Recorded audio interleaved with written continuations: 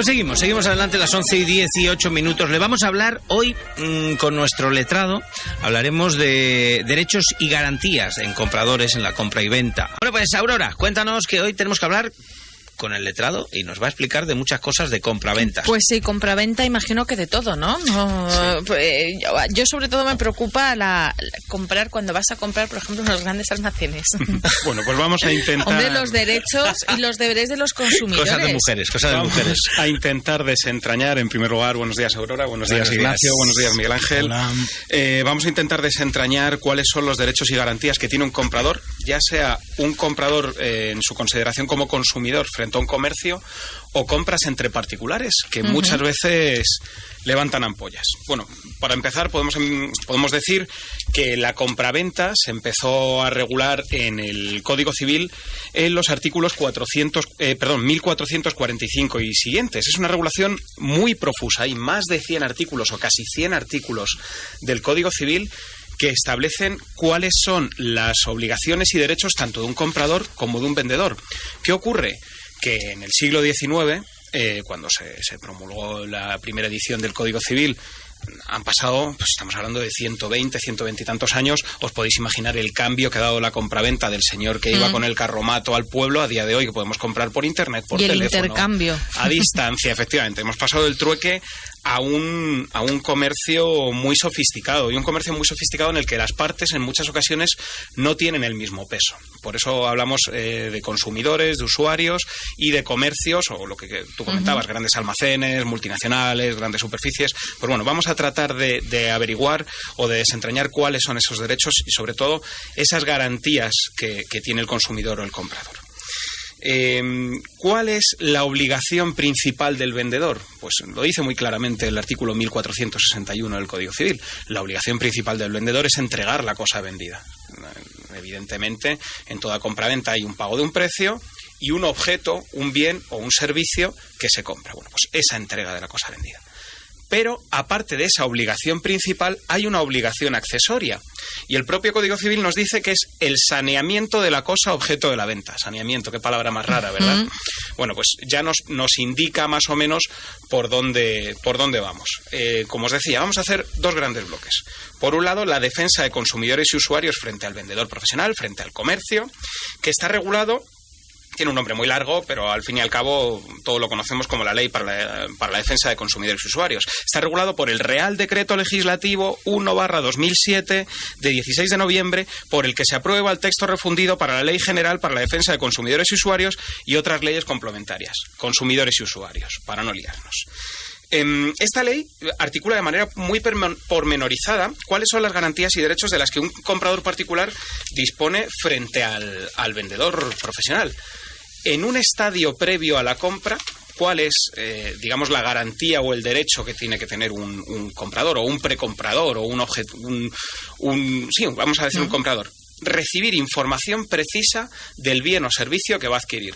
Todos, cuando hemos llegado tarde a casa por la noche o estamos con insomnio, ponemos un canal y tenemos la teletienda que nos ofrece productos maravillosos y un corta uñas nos sirve para salvar el mundo o un cazo nos puede servir como un ordenador. Pues no, el vendedor está obligado a darnos características tanto de precio como de la usabilidad que tiene el producto, de la naturaleza, de la duración en caso de que no sea un producto de duración indeterminada, y el comprador tiene el derecho a preguntar y el derecho a obtener esa información. Bueno, una vez adquirido y una vez que el comprador ha ejercido su obligación principal, que es la de abonar el precio por ese bien o servicio, ese producto, existe la posibilidad, desafortunadamente, de que ese producto no se encuentre en perfectas condiciones o sufra un deterioro inusual en relación con el fin al que está destinado. ¿Y qué nos encontramos? ¿Qué es lo que nos dice la ley en los artículos 123 y siguientes? Nos habla del régimen de garantías, que creo que más o menos todos como consumidores podemos llegar a conocerlo, pero quizá no los detalles que liman asperezas o que pueden ser importantes. Si el objeto que adquirimos es nuevo, vamos al comercio, un centro comercial que todos conocemos, el famoso, si no está satisfecho le devolvemos su dinero, vamos a decir, por ejemplo, sin poner nombres, y compramos un objeto nuevo. nosotros lo compramos tal que el 1 de enero del 2013, pues tenemos que saber que ese objeto nuevo tiene 2 años de garantía, durante los cuales el vendedor tiene que responder respecto de defectos en el bien o de lo que decimos, un deterioro inusual. Una pregunta aquí, José Miguel, ¿vendedor o fabricante? En nuestro caso, la relación directa la tenemos con el vendedor. Hay muchas veces que el vendedor intenta escaquearse diciendo, no, mire, yo es que... No. El vendedor es el que tiene la obligación directa hacia el comprador. Compro un teléfono móvil, por ejemplo, vamos a poner por caso, compro un teléfono móvil y se me estropea, se me escacharra esa misma noche del día de la compra, por ejemplo. ¿A quién le reclamo, a la compañía telefónica o al fabricante? Tú con ese teléfono móvil tienes que haber recibido una factura, y la factura, como todos sabemos, ha de contener el nombre de la sociedad que te lo vende. Telecomunicaciones de Parla SL. Vale. Pues la reclamación tiene que ser a Telecomunicaciones de Parla SL, con independencia de que el móvil tenga un defecto de fábrica. Porque luego la lo relación, mandarán. Efectivamente. Ellos ya que hagan lo que quieran. Claro. Ahora veremos cuáles son las opciones que tenemos. Pero tenemos que tener claro que la relación directa de compra-venta nosotros la tenemos con el vendedor, independientemente de quién sea el fabricante, porque el fabricante puede estar en Taiwán o puede estar en las Islas Comores. Es que en las tiendas de electrodomésticos es una cuestión que a veces te dicen, pues 2 años de garantía, pero del fabricante, como dicen, pues por aquí pero no vengas. Pero tienes que ir allí y que ellos lo lleven al fabricante. Claro, Yo pues, mi teléfono me pasó, lo llevé a la tienda donde lo compré y ellos lo mandaron a la marca. A todos nuestros oyentes les tiene que quedar claro, artículo 123 de la Ley General para la Defensa de Consumidores y Usuarios. Si tenemos algún comerciante que se pasa de listo, no, oiga, usted vaya a reclamar a Hewlett Packard a Holanda, que creo que tiene la sede social. Pues mire, a mí me encanta Holanda. Claro, me encanta Holanda, pero iré de turista, no voy a ir a reclamar porque se me haya roto una impresora o un ordenador. Usted tiene la obligación de sanear ese vicio o ese defecto. Ya le vamos viendo cómo se va dotando de contenido la palabra sanear. Eso en el caso de bienes de nueva trinca. ¿Qué ocurre con los bienes u objetos de segunda mano? La ley determina un periodo mínimo que puede ser ampliable por parte del comercio. Ese periodo mínimo es 1 año. El producto ha de tener una garantía de que funciona durante al menos 1 año. El que más y el que menos ha comprado un vehículo de segunda mano, y todos sabemos que el vendedor está obligado a extendernos una garantía, ya sea ofrecida por él o por un tercero, pero yo insisto, seguimos teniendo acto de reclamación directa contra el vendedor, mínimo 1 año. Luego, si el vendedor nos quiere decir que nos lo garantiza durante 30 años, pues miel sobre hojuelas. ¿Y qué puede hacer el consumidor frente al vendedor profesional en caso de que el objeto esté adquirido o sufra el deterioro inusual? Me comentabas, Aurora, ¿no? Es que mi teléfono estaba estropeado. Pues hay 4 posibilidades. Que te lo reparen, que te lo sustituyan, que te rebajen el precio o que se resuelva el contrato de compraventa. Tú devuelves el teléfono y te devuelven el dinero. Atendiendo en todo caso a criterios de posibilidad de sustitución, reparación, rebaja del precio y de proporcionalidad. Pues yo qué sé, si lo que falla es la batería en tu teléfono y existe la posibilidad de sustituir la batería, no vamos a resolver ese contrato de compraventa cuando existe esa posibilidad de reparación o de sustitución. Sí. El derecho civil siempre trata de ir a la conservación de los negocios jurídicos y a la conservación de los contratos, básicamente por seguridad jurídica. Hay que tener también en cuenta cuál es el coste de reparación en relación al precio total del producto, al uso que haya servido. Pues si tú lo que has hecho ha sido tirarte el puente y tirar el teléfono hacia abajo, pues lo normal es que se acabe pues lo rompiendo. Tengo fastidiado, ¿eh? Efectivamente. Que ya que estáis hablando de teléfonos móviles, también habría que esperar el milagrito de que la tienda en cuestión tenga un teléfono de sustitución, mientras que suele ser el caso que no lo tienen, vamos. Eso es casi como pedirle peras al olmo, sí. O que la mayoría de los talleres donde nos reparan el coche tengan vehículo de sustitución. Pero sería una sociedad está utópica. Cubierto un poco por el seguro, ¿no? A lo mejor en el caso del coche, por ejemplo. Depende de las coberturas que tengamos contratadas con el seguro de responsabilidad civil. Pero bueno, en una sociedad utópica, primero, no deberían de romperse, y segundo, si hemos tenido la mala suerte de que se rompan, pues el quebranto debería de ser el menor posible. Al final, si existen comercios que nos ofrecen ese servicio, siempre están dando un valor añadido, con lo cual yo creo que en esta ley de selección natural o de selección comercial, al final ese tipo de comercios triunfarán y obligarán a la competencia a ofrecer los mismos servicios. Ojalá. Lanzamos esa idea desde aquí. Me ha gustado esa visión darwiniana del comercio. Lanzamos esa idea desde aquí. Como os comentaba, tienen prioridad la reparación y la sustitución, quedando la rebaja de precio y la resolución del contrato de compraventas como segunda opción si aquellas primeras no hubieran sido posible por aquello que os comentaba, el principio de conservación del negocio jurídico. Un dato muy importante. Tanto la reparación como la sustitución del bien deben ser absolutamente gratuitas para el consumidor. No usted pague los portes, me paga la mano de obra, me paga el café de mi cuñado. No. Absolutamente gratuito. La Ley General para la Defensa de Consumidores y Usuarios lo establece muy claramente. Ni un céntimo de euro. Sí. Yo se lo envío, pero aportes pagados por usted, señor comerciante. ¿Y qué ocurre si me he comprado un bien y aunque esté en perfectas condiciones, una vez que llego a casa o me llega a casa por transporte, me doy cuenta de que no le voy a dar el uso que esperaba o que lo he comprado de manera compulsiva? Pues la ley nos ofrece soluciones también. Volvemos al, si no queda satisfecho, le devolvemos su dinero. Como os he puesto yo aquí, ya vuelva usted mañana, ya puestos a...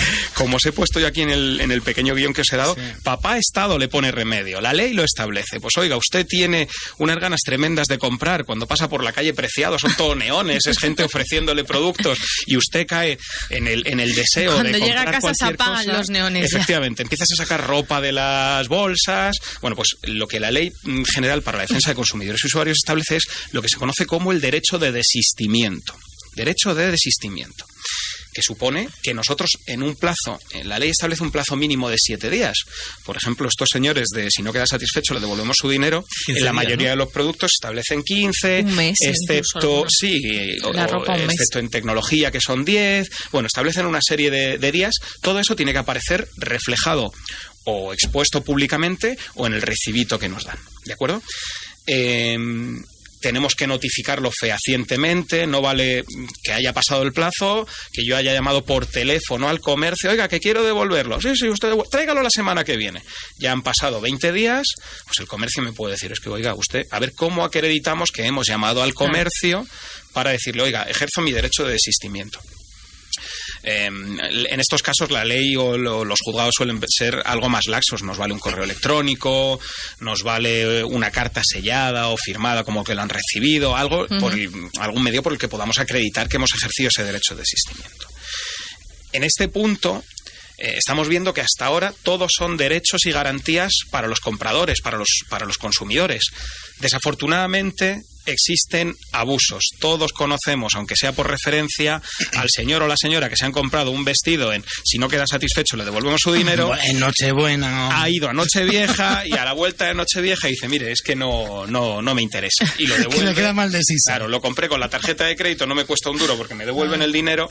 Pues oiga, vamos a ejercer nuestros derechos con mesura, porque al final, bueno, como nos estamos dando cuenta, si abusamos en ocasiones de sanidad o abusamos de los derechos, puede ser que en algún momento nos veamos recortados. Esto a grandes rasgos respecto de consumidores, parte débil, a priori, y comercios o grandes superficies, parte más fuerte, a priori. Antes de seguir, José Miguel, una observación, simplemente. Señores fabricantes de juguetes, de ciertos productos que van pues embalados de una forma como por piezas, ¿verdad? Todos hemos comprado al sobrino de turno, al hijo de turno, algún peque, pues juegos.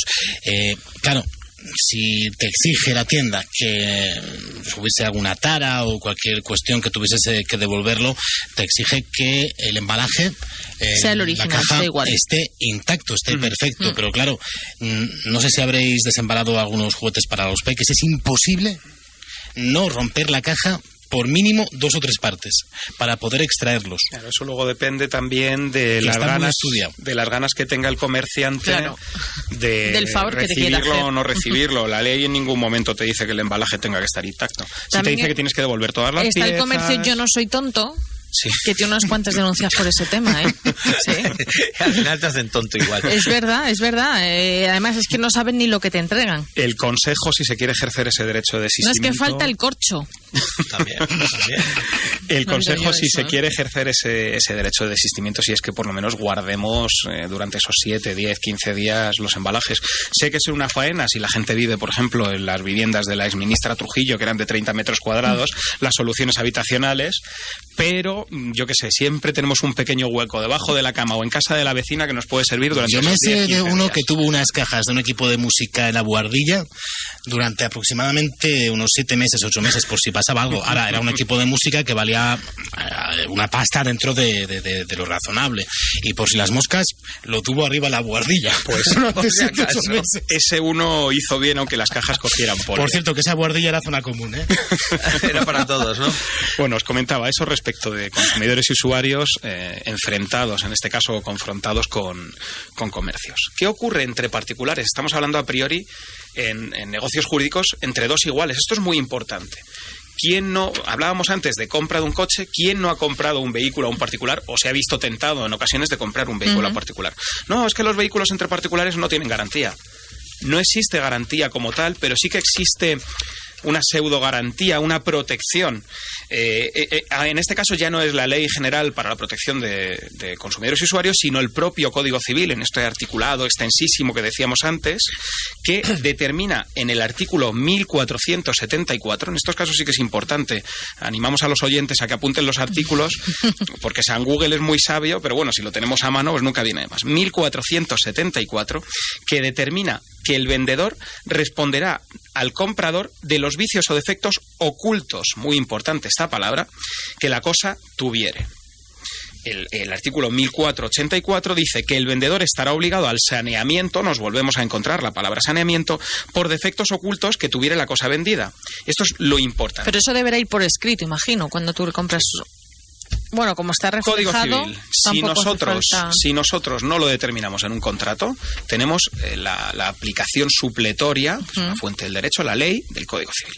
Entonces, ¿qué ocurre? ¿Cuáles son esos defectos lo suficientemente graves como para poder acudir a este artículo? El propio artículo, el 1484, nos dice que la cosa ha de ser impropia para el uso al que se destina, o si disminuyen el uso de tal modo que de haberlos conocido el comprador no la habría adquirido o habría dado menos precio por ella. Volvemos otra vez a esa obligación de recibir toda la información necesaria para poder adquirir un bien. En este caso estamos hablando, fijaros, de una ley del siglo XIX y ya establecía esa protección para el comprador. Nos dice el propio artículo que no será responsable el vendedor si los defectos son manifiestos o que estuvieran a la vista. Pues yo compro un coche y hay un rayejo de lado a lado, pues no le voy a poder reclamar eso al vendedor. Además se da esto, José Miguel, es en lo de los vicios ocultos, es en las viviendas.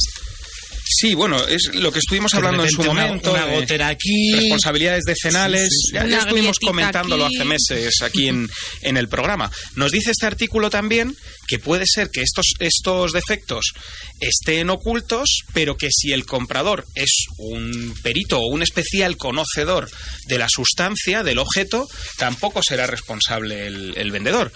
Pues, por ejemplo, un mecánico que compra un coche a un particular. Se entiende que el mecánico debería de ser conocedor y haber probado el coche. ¿Qué nos dice el artículo 1485, que también es importante? Que el vendedor responde al comprador aunque el propio vendedor desconociera la existencia de los defectos.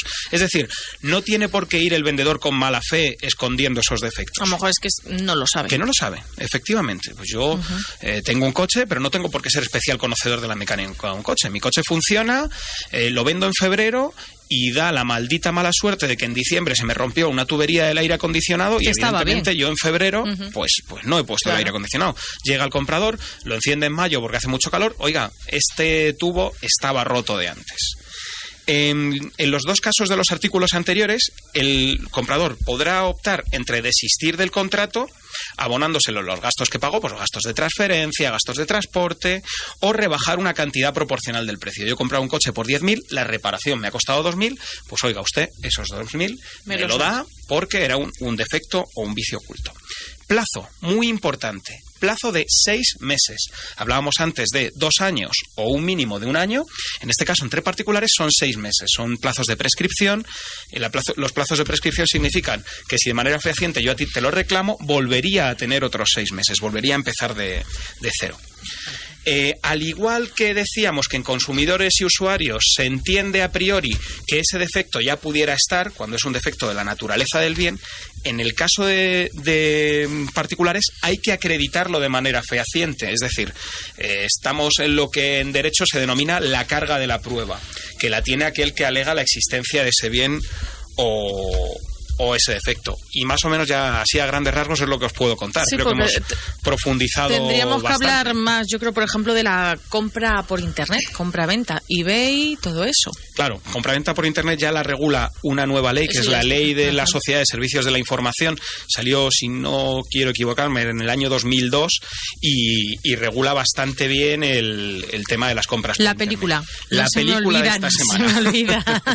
Una película que he podido ver durante este puente, aparte, doy gracias de que no haya cámaras en el estudio, porque aparte de quemarme la cara, que es bastante evidente, he podido verla durante este puente. Es una película que se llama Quiero ser italiano y habla de un señor argelino que se hace pasar por italiano en un concesionario de Maserati de Marbella.